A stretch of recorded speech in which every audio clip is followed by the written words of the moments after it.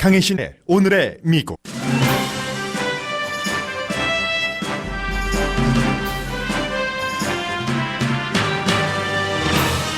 트럼프 대통령이 오늘 저녁 국정연설에서 화합을 강조한다고 백악관이 밝혔습니다. 그 화합이 전체 국민에 대한 것인지 아니면 지지 기반을 다지기 위한 것인지가 가장 큰 관심입니다. 의사당 밖에서는 검찰이 트럼프 대통령이 골프장 등 사업체에 러시아 돈을 비밀리에 끌어다 썼는지에 대한 수사가 한창입니다. 취임위원회에 외국 돈이 들어갔는지, 트럼프 사업체가 서류 미비자를 고용한 것에 대해서도 조사 중입니다. 2차 북미 정상회담이 곧 다가오지만 이제 미국의 전문가들은 거의 북한의 비핵화는 불가능하다는 전제를 갖고 상황 판단을 합니다. 스티븐 비건 대북 특별대사가 평양으로 초대된 것은 그의 스탠포드 연설과 또 실무팀을 접촉하지 않고는 북미 회담이 이루어질 수 없다는 북한의 판단 때문이라고 워싱턴 포스트가 보도했습니다. 미국의 북한 전문가들은 2차 북미 정상회담이 베트남에서 열린다면 북한의 중요한 상징이 될 것으로 봅니다. 베트남은 미국과 전쟁을 치른 이후 지금도 공산당이 집권하고 있기 때문입니다. 돌연히 사임한 김용 세계은행 총재 후임자로 세계은행을 강하게 비난해온 인물이 지명됐습니다. 내무장관에는 석탄과 광산업계 로비스트 출신의 재무부 차관이 지명됐습니다. 지난 12월 폐종양 제거 수술을 한 85세의 연방대법관 루스 베이더 긴스버그는 공연 관람을 할 정도로 회복됐습니다. 뉴욕타임즈의 학생에 대한 무료 구독 프로그램이 성공적입니다. 300만 명이 넘는 학생이 누군가의 기부로 뉴욕타임즈를 돈 내지 않고 읽고 있습니다. 여러분 안녕하십니까? 오늘의 미국 강혜신입니다. 어느 나라나 마찬가지지만 국정연설하면은 가장 재미없는 연설일 수도 있고 그러나 때로 가끔씩 굉장히 주목받는 국정연설이 있는데 이번에 트럼프 대통령의 국정연설은 후자입니다. 물론 행정부의 톤, 또 앞으로 2년 동안의 방향 이런 것을 정하니까 중요한 것이고 원래 미국 대통령이 임기가 4년이기 때문에 첫 해는 1월 말에 취임하니까 국정연설을 하지 않고 지난해에 했었고 또 이번에 하고 마지막 해에 국정연설하는 것은 모든 것을 본인의 청사진을 보여주기는 too late. 그래서 이번에 국정연설이 너무나 중요하고 그것도 연방정부 폐쇄 때문에 멕시코와 사이에 장벽 쌓는 그 기금 때문에요. 그래서 연기된 국정연설이기도 하고 해서 상당히 주목이 되고 또 하나는 미국 내부의 여러 방향뿐만이 아니라 오늘 아직까지는 트럼프 대통령이 트위터에서 몇 월 며칠 어디서 북한과 2차 정상회담을 한다는 것을 밝히지 않았으니까 어쩌면 그 국정연설에서 이 내용을 좀 자세히 얘기하지 않을까 해서 한국에서도 세계에서도 미국을 쳐다보고 있습니다.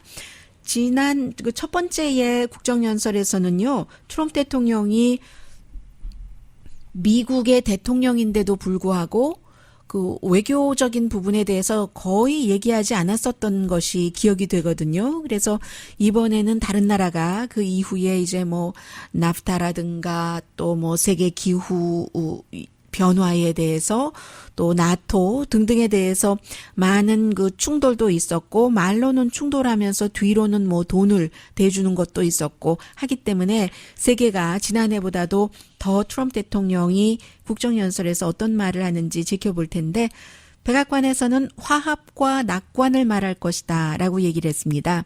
그런데 이제 대체로 대통령이 누구를 초대를 했는가를 보면은 오늘 여기에 포커스를 두겠다는 것을 알 수 있는데요. 대통령과 퍼스트 레이디가 13명을 초대를 했거든요. 이 두 사람이 백악관이 얘기하기를 아주 좋은 미국 사람들을 대변한다 하는 것인데 그 가운데는 지난번에도 그랬었던 것 같은데요. 이 서류 미비자, 불법 이민자에 의해서 뭐 숨진 가족이 있는 사람이라든가 아니면 지금 트럼프 대통령이 열심히 일하고 있는 이슈인 오피오이드 중독자, 전에 중독자였는데 아마 지금은 치료된 사람인가 보죠. 그런 사람들, 그리고 역시 그 미군 그 초대되고 또 감옥에서 나온 2명의 게스트도 있습니다. 이것은 자레드 쿠슈너라든가 아니면 뭐 카다시안, 킴 카다시안하고 그 남편이 백악관까지 가서 얘기를 하고 있었던 사법 개혁의 그런 어떤 그 효과라고 할까요? 해서 이제 본인의 그 공적을 지적하는 것처럼 보이고, 그리고 이제 또 다른 마지막 게스트가 상당히 제가 웃으면서도 정말 시리어스하구나 생각했는데 11살짜리 조슈아 트럼프 대통령과 라스트 네임이 똑같습니다. 델라웨어에 살고 있는 학생인데 이 학생이 라스트 네임이 트럼프와 같다는 이유만으로 학교에서 그 친구들에게 골림을 많이 당했다고 얘기를 하고 있거든요. 델라웨어면 민주당의 부통령이었던 조 바이든의 그 지역구이기도 하고요. 또 그곳에서 살기도 하고 하는 곳이죠. 그래서 이런 사람들을 보면은 대통령이 오늘 이런 점 당연히 이민에 관해서 얘기를 하겠죠. 이민에 관해서 멕시코 장벽 쌓는 것을 계속 얘기를 할지 아니면 민주당과 뭔가 좀 화합할 수 있다는 얘기를 할지가 포커스가 맞춰지고 당연히 이제 경제가 너무 좋기 때문에 경제에 관해서 여러 가지 얘기를 할 겁니다. 그런데 보통 국정연설하면 대통령이 처음에 이제 대통령 납십니다 뭐 이렇게 하원에서 누군가가 알릴 때부터 포커스를 받게 되지만 그러면 스타처럼 공화당 의원들이 뭐 악수해달라, 때로는 아들, 딸, 손주 뭐 이런 사람들의 사인을 대신 받아다 주기도 하고 이런 스타와 같은 걸어갈 때부터 대통령이 포커스를 받지만 이번에는 꼭 대통령 혼자가 아니에요. 하원 의장이 다름 아닌 대통령과 그 연방정부 폐쇄에서 2번이나 이겨버린 그 낸시 펠로시 여성 또 하원 의장이잖아요. 뒤에 이제 상원 의장 자격으로 마이크 펜스 부통령이랑 나란히 앉아 있는데 낸시 펠로시 하원 의장의 표정이 어떨지 이제 두 사람이 앉아 있는데 대체적으로 어떤 때는 해외 국제 이슈에 대해서 얘기할 때는 당이 다르더라도 하원 의장과 상원 대표인 부통령이 대통령이 연설할 때 뒤에서 서로 기립박수도 치고 뭐 눈짓도 주고받고 때로는 이제 사람들이 박수 치는 틈을 타서 얘기도 하고 하는데 의견이 일치됐다는 것을 표현하는 이번에는 어떨지 모르겠어요. 국제적인 이슈가 뭐 북한 이외에는 많지 않을 것 같고 북한에 대해서도 지금 민주당과 공화당 사이에 서로 그 마이크 펜스 부통령이야 뭐 보지 않아도 다 알 수 있을 것 같은 대통령이 얘기를 하면 누구보다도 분위기가 된다 하면 먼저 기립박수를 치겠죠. 북한 이슈에 관해서도 다 마찬가지고 연설이 된다면 그에 비해서 낸시 펠로시 하원 의장 반응 또 하원 의장으로서 대통령에게 뭐 처방약 값을 내린다던가 아니면 기관 산업을 하는 이런 것을 듣고 싶습니다 했는데 기관 산업하는 이 정도는 이제 대통령이 하겠죠. 공화당도 민주당도 좋아하는 이슈이기 때문에 그리고 이번에 또 중요한 것은 보통 대통령이 국정연설을 하면 그 당 이제 왼쪽 오른쪽으로 나눠서 앉잖아요. 의원들이 상원 의원, 하원 의원.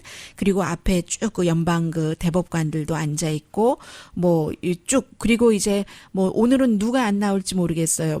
가장 중요한 사람들이 전부 의사당에 모이기 때문에 이제 그 누군가가 뒤에서 그 의사당에 들어가지 않고 만일의 사태에 대비해서 그런 일이 일어난 적은 없습니다만 그럴 때 이제 뭐 여러 가지 임무를 대신해야 되는 그런 사람을 제외하고는 장관들도 쭉 앉아 있고 하는데 공화당이 대통령의 연설에 대해서 어떻게 반응을 할 것인가? 지난해에는 무조건 박수였죠. 굉장히 박수였었죠.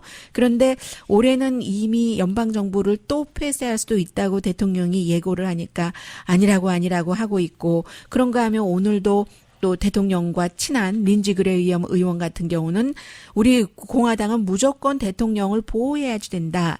설령 대통령이 2월 15일 다음 주 금요일입니다. 이때까지 그 기금을 민주당에서 승인하지 않아서 멕시코 장벽 쌓는 것 예산안에 포함되지 않고 또다시 연방정부를 폐쇄하고 또 대통령이 비상사태를 선포하고 국방부의 돈을 끌어다가 멕시코와 미국 사이에 장벽을 쌓고 이런 일을 하더라도 대통령을 공화당은 무조건 지지를 해야지 된다. 이게 린지 그레이엄 의원의 얘기거든요. 그런데 린지 그레이엄 의원처럼 얘기하는 사람보다는 지금 그렇지 않은 생각을 하는 사람들이 더 많아 보이기 때문에 대통령의 발언 이후에 공화당의 반응이 민주당이야 뭐 당연히 뭐 시큰둥하게 반응하겠죠. 그래서 굉장히 주목되고요. 또 민주당에서는 지금 공직자가 아니라서 어떤 직책이 없는데도 불구하고 블랙 이 여성입니다. 스테이시 에브라함이라고 조지아주에서 거의 그 처음으로 그 블랙 그 주지사가 될 뻔했었죠. 약간의 차이로 정말 작은 뭐 정말 0.2%라고 하든가 아무튼 작은 포인트 차로 재검표까지 해서 졌는데 이렇게 블랙 여성 주지사 후보를 대통령이 연설을 하면 그에 대한 그 대적 연설을 하도록 했다는 것도 중요하고요.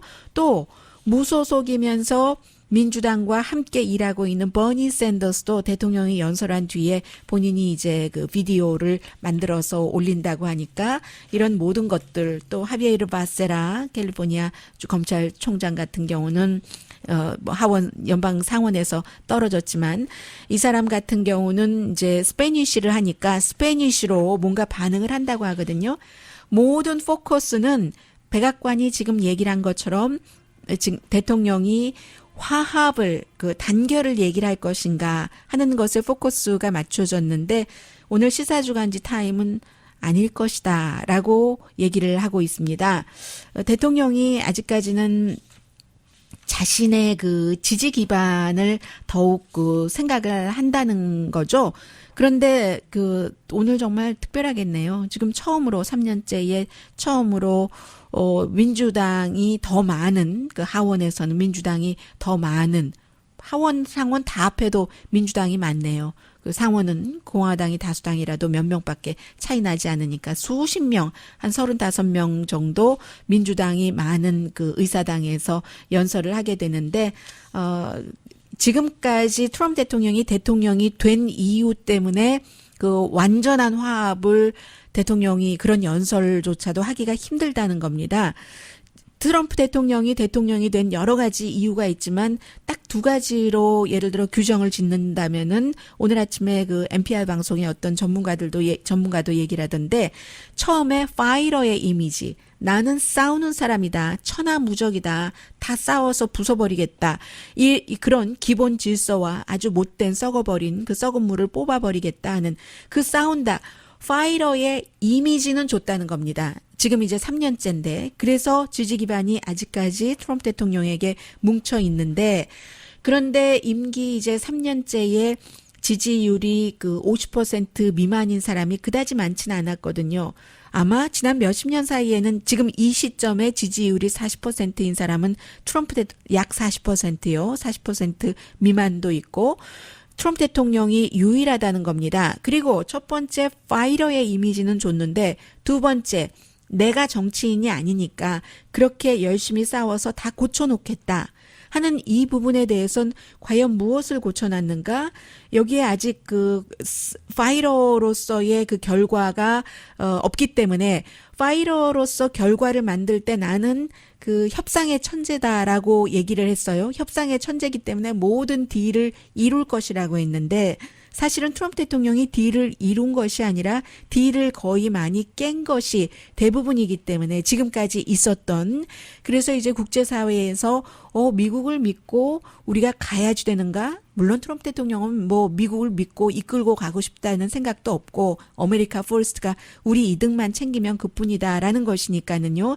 다른 나라에서 볼 때는 그래서 그 두 번째 딜메이커의 역할을 하지 못했기 때문에 이번에도 역시 나는 여러분들이 나를 뽑아준 그런 부분에서 이루겠습니다. 지지율이 지금 점점 조금 낮아졌다가 조금 올라가기도 하고 많은 그 형편에서 본인의 지지 기반이라도 확실하게 다져놓는 이 길을 트럼프 대통령이 택할 것이다. 이게 이제 시사주간지 그 타임이 보고 있는 점이거든요.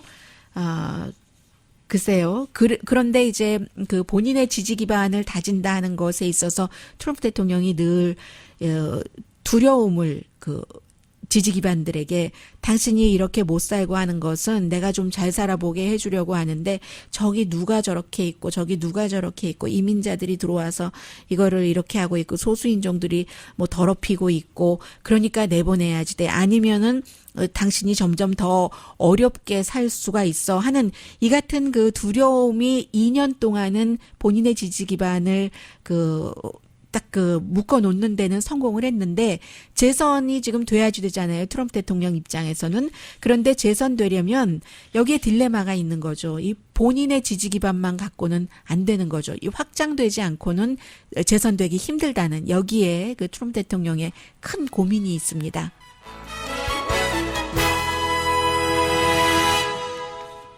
한 사람 제가 오늘 그 국정연설장에 안 나갈 사람 맞춰볼까요? 루스 베이더 긴스버그 연방 대법관 뭐 트럼프 대통령 되고 나서 지난해에도 안 갔고요. 그리고 더군다나 이번에는 아팠잖아요. 12월 달에 이제 다른 검사하다가 그 폐에서 종양이 발견돼서 2개 제거, 폐 절제 수술까지 했는데 보통 그렇게 될 경우 6주일에서 8주일 정도 그 회복 기간이 걸린다고 하는데 어제였던가요? 네, 어제 밤 맞네요. 노토리어스 그 루스 베이더 긴스버그 RBG 이 공연이 있었는데 그 며느리가 소프라노예요. 소프라노가 공연을 했고 그 시어머니에게 헌정하는 거예요. 그래서 극장에서 공연됐는데 시어머니가 와서 뒤에 앉아서 보고 갔다고 하거든요. 사람들 아무도 몰랐고 루스 베이더 긴스버그가 나갈 때까지 공화당에서는 계속 저렇게 수술하고 아프고 넘어지고 다치고 하는데 빨리 우리가 또 한 명의 보수 연방대법관을 넣어야지 되겠네 하는데 85세인 이 루스 베이더 긴스버그 연방대법관이 이렇게 건강하게 그 자신에 관한 공연도 지금 가고 영화관에서 영화도 지금 상영되고 있죠. 본인에 관한 그 LA 그 박물관에 가니까 LA 박물관이 아니라 도서관에 가니까 도서관 그 북스토어에서 루스 베이더 긴스버그에 관한 뭐 자그마한 뭐도 팔고 있던데요. 아무튼 오늘도 루스 베이더 긴스버그는 국정연설장에 나가서 앉아 있지 않을 것이다. 이것 하나 제가 게스 추측합니다. 오늘의 미국은 뭐 그 정도로 회복됐지만 이 베이더 긴스버그는 트럼프 대통령이 싫은 거죠. 트럼프 대통령도 싫어하고요. 오늘의 미국은 전에 그 버락 오바마 대통령이 그 국정연설할 때도 아주 보수 대법관이 고개를 절레절레 흔들고 그랬던 적도 있어요. 그 자리에 나가서 사무엘 얼리또 잠시 뒤에는 당연히 북한에 관해서 여러 가지 내용들이 있고 이제 보통 그 한국 뉴스에서 한국의 매체라든가 한국의 전문가들이 번역을 해서 그것을 통해서 여러분들이 이제 미국 뉴스를 많이 들으시죠. 뭐 한국의 어떤 신문도 보시고 텔레비전, 케이블, 한국 텔레비전을 통해서. 그런데 이제 그런 것들이 한국의 정권이 바뀔 때마다 조금씩 다르거든요. 어떤 부분은 정권의 입맛에 맞게 맞춰서 보도를 하고 어떤 부분은 그 정권이 미우니까 그 정권에 불리하게 보도를 하기도 하고 해서 미국에서 보는 저로서는 대체적으로는 뭐 크게 사실과 다르지 않지만 어떤 경우에 조금 이 부분을 이 매체에서 일부러 안 했네? 일부러 안 했을 수도 있겠네? 이 부분은 이 매체에서 키웠네? 아니면 다른 해석을 했네? 하는 부분들이 있거든요. 이번에 이제 2차 북미 정상회담을 앞두고 약간 그런 부분들이 조금씩 있어요. 그래서 제가 좀 잠시 뒤에 그것을 좀 정리를 해드리겠고 그리고 트럼프 대통령이 지금 오늘 국정연설에 포커스를 두겠지만 전방위로 결국은 돈 러시아 돈을 이 사람이 받아 썼어? 하는 거기에 대해서 집중적인 그 수사의 조임 같은 것들이 트럼프 대통령을 향해서 가고 있습니다. 잠시 뒤에 뵙겠습니다.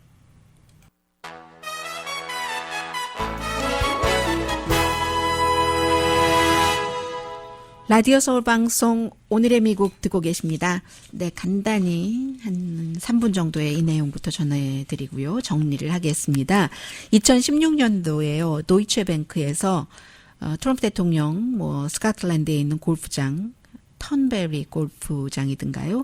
그곳과 다른 곳에 좀 돈이 필요하니까 $1,000,000를 융자를 해달라고 했는데 say no 했습니다. 그 당시에도 이미 그 트럼프 대통령은 그때는 대통령 아니었지만 미국에서는 오래전부터 트럼프 대통령 사업체에는 융자를 해주지 않았습니다. 그렇지 않겠어요? 4번이나 파산을 하고 본인은 잘 살고 있지만 그러니까 미국 은행 기준으로는 해줄 수가 없는 겁니다. 아무리 친해도. 그래서 이제 도이체뱅크에서 쭉 해줬었는데 2016년도에는 도이체뱅크에서 너무 이거 하이 리스크라고 안 해준 거예요. 이런 내용들이 그 주말에 뉴욕타임스가 보도를 했고 제가 어제도 전해드리지 않았었어요.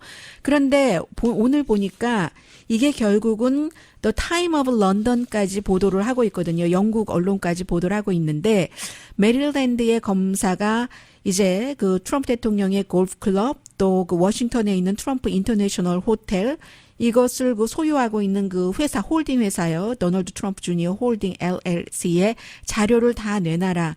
결국은 도이체뱅크에서조차도 융자를 해주지 않았으면 돈이 정말 큰 돈인데 이게 어디서 나왔지?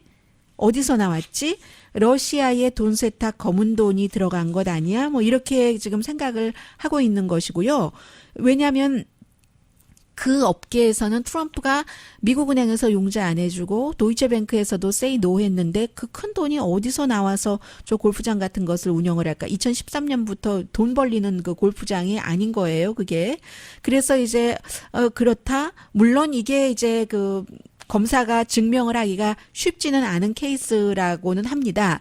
그리고 이제 여기에 또 하나 그 퓨전 GPS라는 회사가 들어가는데 이 회사가 영국의 그 정보 요원이었었던 그리고 그 사람이 나중에는 FBI 정보 요원도 했었고 그런데 언론과 접촉을 한 그것 때문에 FBI는 그 사람을 해고해 버렸고 그런 모든 그 트럼프 다세라는 러시아 호텔에서 그런요 그것을 그 작성한 회사라는 이 회사의 그 회사를 만든 글렌 심슨이라는 사람이 2017년 12월 달에 하원 정보위원회에서 물론 그 트럼프 대통령의 골프장 아이리쉬하고 그 스코틀랜드 그 골프장에 러시아 돈이 들어갔다고 말하는 게 아니라 꼭 그렇게 그 증명이 된다는 게 아니라 도대체 돈이 어디서 왔는지 모르겠다. 이런 그 증언을 했었고 이제 그 이후로 특별검사 측에서도 수사를 하고 있는데 2013년도에 트럼프 대통령 아들이 얘기를 했거든요.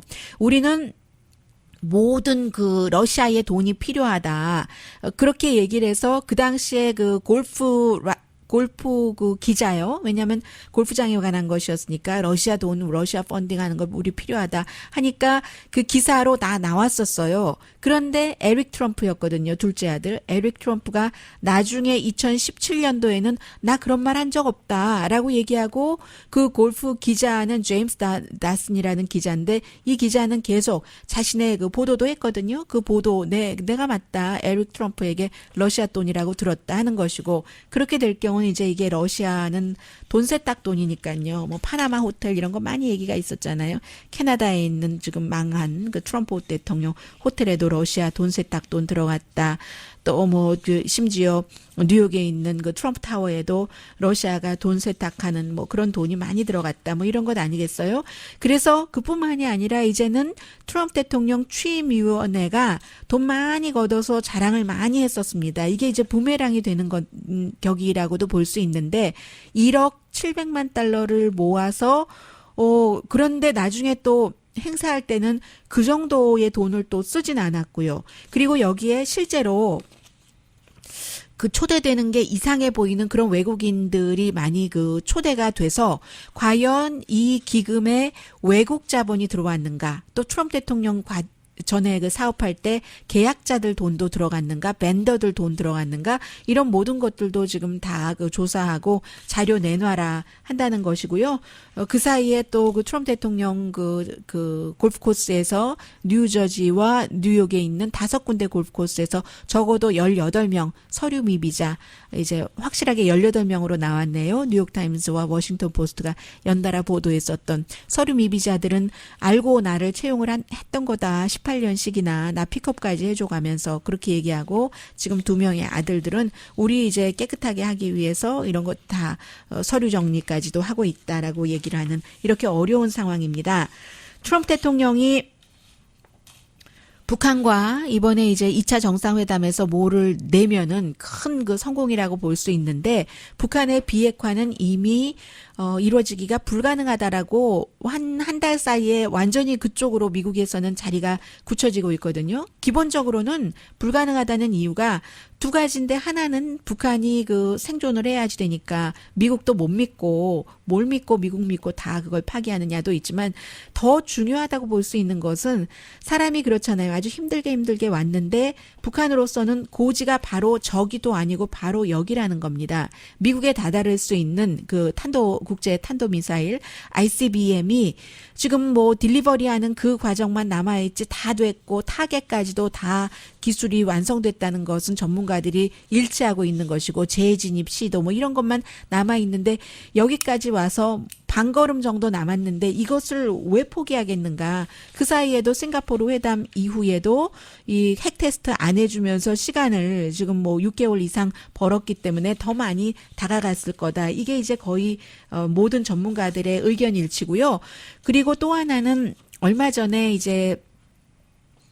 전도 아니네요. 며칠 전에 스티븐 비건이 스탠포드에서 북한 들으라고 한 연설이죠. 우리가 뭐 정권을 무너뜨리지도 않겠고, 뭐 북한을 침략하지도 않을 것이며, 언제 모든 것을 북한이 다 완성 핵폐기를 하기 전에는 우리가 뭐 제재 푼다는 거, 이런 풀지 않겠다는 말, 우리 그런 말 한 적 없다라고 했잖아요. 부분적으로 경제 제재도 풀겠다는 거예요. 그리고 핵 리스트 같은 것도, 핵 파기 같은 것도 언젠가는 at some point라고 얘기했지, 지금 당장 뭐 대량 그 살상 무기 미사일 프로그램 리스트를 다 내놔라 하는 것은 아니라고 했잖아요.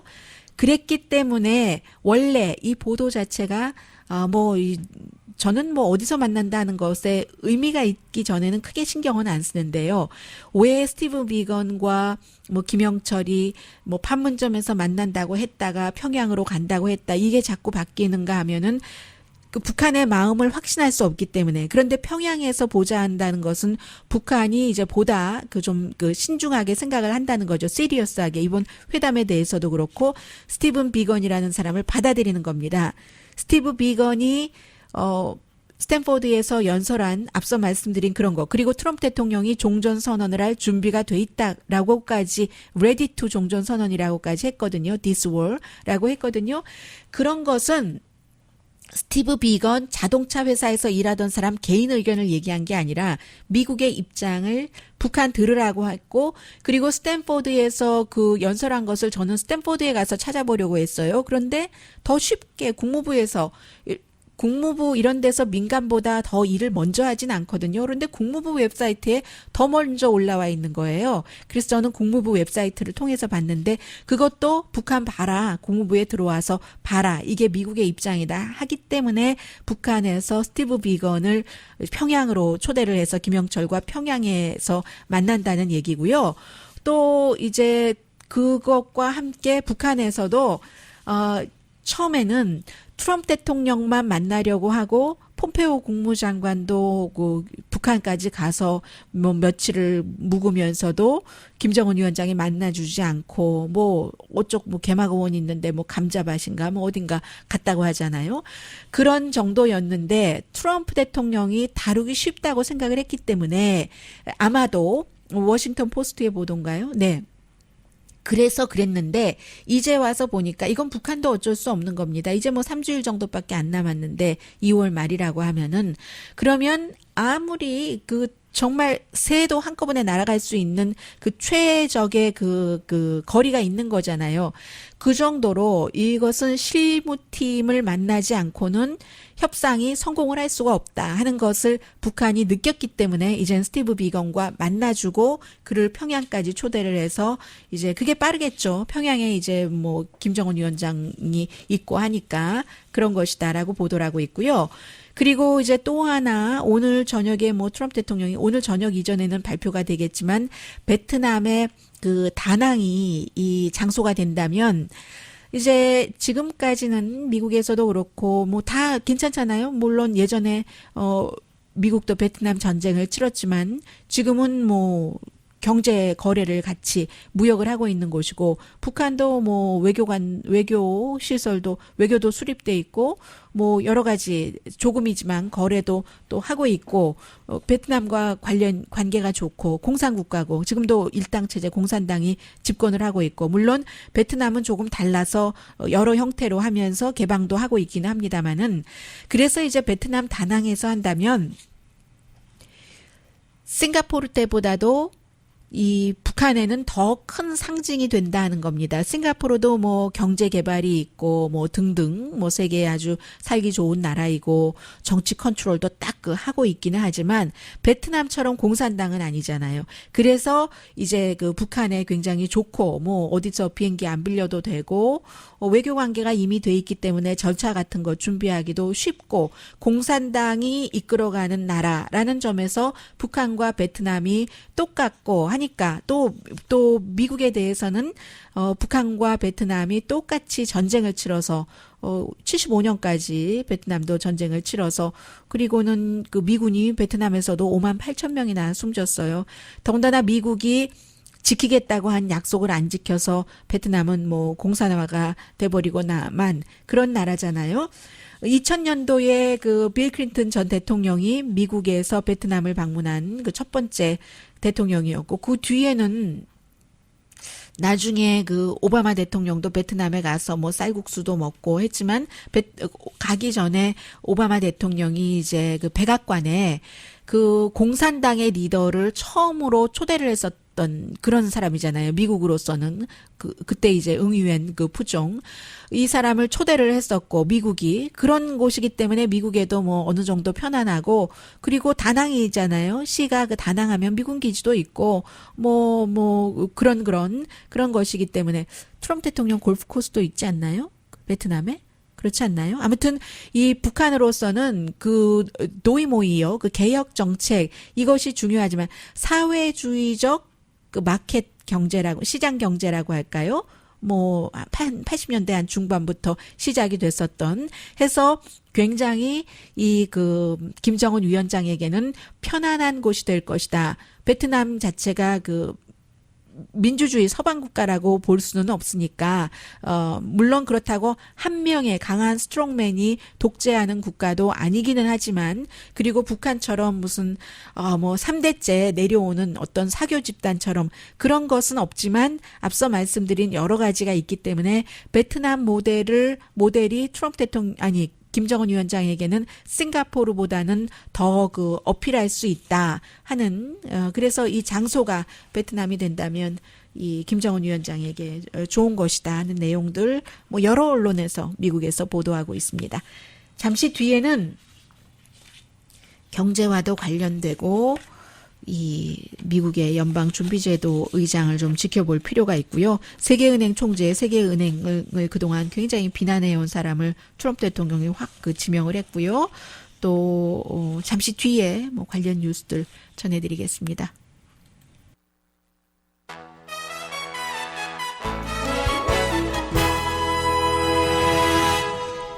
라디오 서울방송 오늘의 미국 듣고 계십니다. 어제 저녁 같이 먹었다는데요. 트럼프 대통령이 마음에 드는 구석이라고는 한 군데도 없어. 이렇게 얘기했었던 제로미 파웰 연방준비제도 의장 그리고 비슷한 사람끼리 먹어야죠. 재무장관 스티븐 무누신 그리고 또 한 사람은 요즘에 이 그 연방준비제도 의장이 이자율과 관련해서 물론 그 백악관의 말을 듣는 것은 아니겠습니다만은 원래의 입장대로 가는 게 아니라 이렇게 저렇게 조금 수정을 하니까 일부에서는 대통령의 그 아래로 들어갔나? 뭐 이런 얘기도 하고 이 사람 말은 믿을 수가 없어. 차라리 부의장 말을 믿는 게 나아. 뭐 이렇게 생각하는 사람들도 있는데 그 부의장도 함께 어제 저녁을 먹었습니다. 최근에 이제 경제에 대해서 얘기를 했다고 하고 저녁 먹고 난 뒤에 제로미 파웰이 얘기하기는 통화 정책에 대해서는 미래에 이자율에 대해서는 한마디도 소리는 안 했고요. 이자율에 대해서는 하지 않았다 하는 것이고 트럼프 대통령은 제로미 파웰 연방준비제도 의장에게 오로지 관심 있는 것은 이자율을 올리지 말아라 하는 것이고요. 어제 66회 생일이었다고 하니까 생일 케이크 먹었겠네요.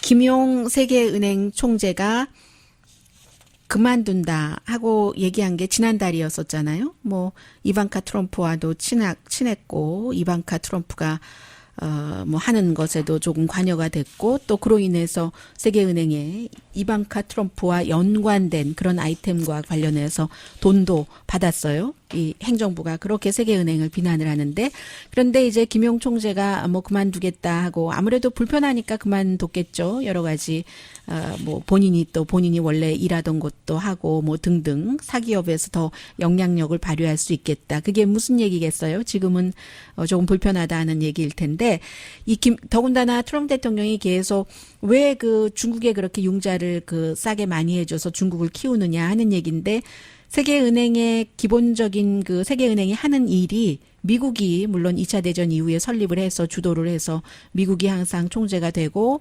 IMF가 유럽에서 총재가 되는데 세계은행의 경우는 세계의 그 기아를 잡는 거 배고픈 사람이 없이 만드는 꼭 그 한 우리 국가뿐만이 아니라 다른 나라들이 다 그래서 조금 낮은 이자율로 융자를 해주고 그리고 어떤 경우에는 뭐 그냥 그 돈도 기부도 하기도 하고요. 그런 게 이제 세계은행이 하는 일인 거거든요.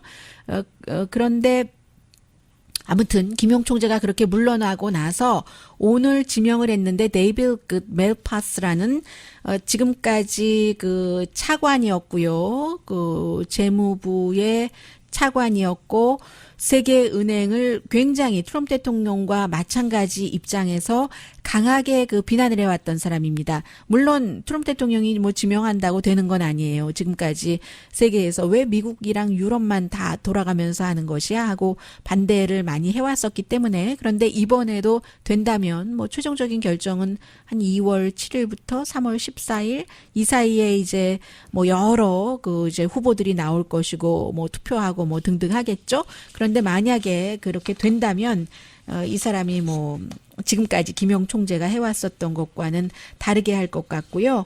나이가 62살이고 트럼프 대통령 캠페인에서 경제자문을 했었던 사람입니다. 어떤 그 다국적인 그런 제도 같은 것을 굉장히 싫어했었기 때문에 월드뱅크도 상당한 그 비난을 계속 해왔었고요. 그 이전에는 조지 H.W. 부시 대통령 그 행정부에서도 일했고 또 그 베어 스턴즈의 그 chief economist였었거든요. 그런 사람입니다. 그리고 그동안에 저는 월스트리트저널에 이 사람이 그 기고문 쓰는 건 많이 봤거든요. 월스트리트저널에 기고문을 쓰니까 경제적으로 굉장히 그 보수적인 시각을 갖고 있는 사람이고요. 또 하나 이제 대통령이 엊그제 CBS의 Face the Nation에서도 아니 장관들이 그렇게 많이 없이 한 7명 정도가 대행이나 아예 없고 뭐 이게 되느냐 이렇게 얘기 받은 뒤에 한 사람을 지금 지명을 했습니다. 내무부 장관으로 데이빗 벌하트라는 사람을 지금 그 내무부 부장관으로 일하고 있어요. 부장관으로 일하고 있는 사람을 내무부의 장관으로 지난번에 뭐 와이프 등등해서 막 비행기 타고 다니고 해서 할 수 없이 그 해고됐던가요? 물러났던가요? 근데 트럼프 행정부에서는 물러나던 해고되는 경우가 많습니다. 그 니키 헤일리 유엔 주재 그 미국 대사 한 사람 빼고는요. 아무튼 그래서 내무장관에 됐는데 이 내무장관으로 지명된 이 사람이 조지 W. 부시 대통령 아래에서도 역시 이 내무부에서 일을 했었고요. 그 전에는 석탄과 광산업의 로비스트로 일을 했어요. 변호사이기도 했었고요. 그렇게 돼 있습니다. 그러니까 앞으로 이 행정부의 방향을 보는 것이고, 행정부에 지금 4명은 장관 포지션 없고 2군데는 지금 뭐 상원 천웅문에 한다고 하는데 꽉 막혀 있고, 뭐 유엔 대사는 이 사람 하겠다 하고 정식적으로 지명도 하지 않았고 하는 것입니다. 자, 잠시 뒤에 시간을 봐가면서 어떤 아이템 전해드릴지 정하겠습니다.